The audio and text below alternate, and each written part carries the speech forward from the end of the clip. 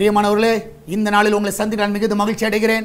இந்த நாளிலே கர்த்தர் நமக்கு கொடுக்கிற வாக்குத்தத்தம் சங்கீதம் 143வது சங்கீதம் 8வது வசனம். Psalms 143 verse 8. அதிகாலையில் உமது கிருபையை கேட்க பண்ணும், உம்மை நம்பி இருக்கிறேன். நான் நடக்க வேண்டிய வழியை எனக்கு காண்பியும், உம்மிடத்தில் என் ஆத்துமாவை உயர்த்துகிறேன்.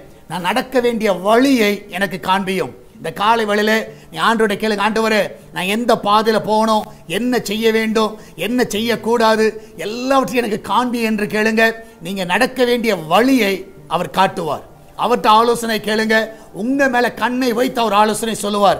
ஏதாவது இன்வெஸ்ட்மெண்ட்டுக்கு நேராக நீங்க போகலாம். இந்த காலை வேளையில் நீங்க அதை செய்வதற்கு முன்பதாக ஆண்டவருடைய தெளிவான கைடன்ஸை கேளுங்க. ஆண்டவரே இதனால நாங்கள் இன்வெஸ்ட் பண்ண போகிறோம், அட்வான்ஸ் கொடுக்க போகிறோம், இந்த காரியத்தை செய்ய போகிறோம், எங்களுக்கு நடக்க வேண்டிய வழியை காட்டுங்கன்னு கேளுங்க.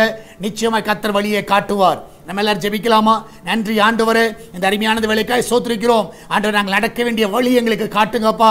இந்த நாளில் ஆண்டவரே உங்களுடைய பிள்ளைகள் எடுக்கிற முயற்சிகள் அது என்ன காரியமா இருக்கட்டும், அது வேலை காரியமாகவோ, எதிர்கால திட்டங்களோ, ஆண்டவரே கத்தா ஆபீஸ் காரியங்களோ, ஆண்டவரே கத்தா நியூ ஜாப் காரியங்களோ, ஆண்டவரே எந்த ஒரு காரியமா இருக்கலாம், இந்த நாளிலே அவர்களுக்கு வழியை நீர் காட்ட வேண்டுமா ஜெபிக்கிறேனப்பா.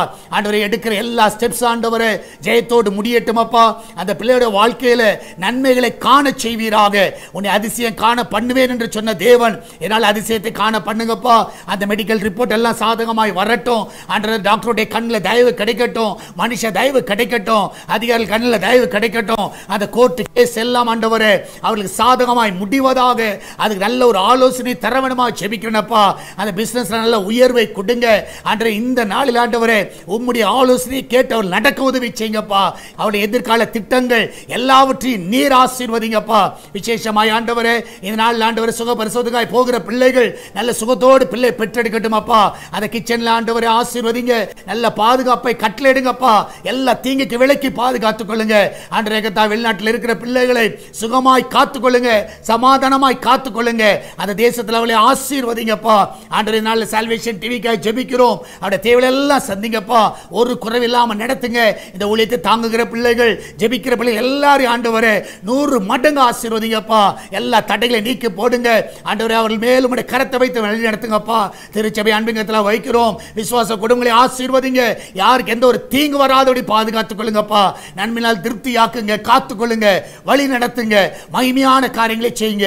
இயேசுவின் நாமத்தில் ஜெபிக்கிறோம் எங்கள் அன்பின் பரலோக பிதாவே. ஆமென், ஆமென். பிரியமானவர்களே, கர்த்தர் உங்க கூட இருக்கிறார். தைரியமா இருங்க. கர்த்தர் பெரிய காரியங்களை செய்வார். God bless you.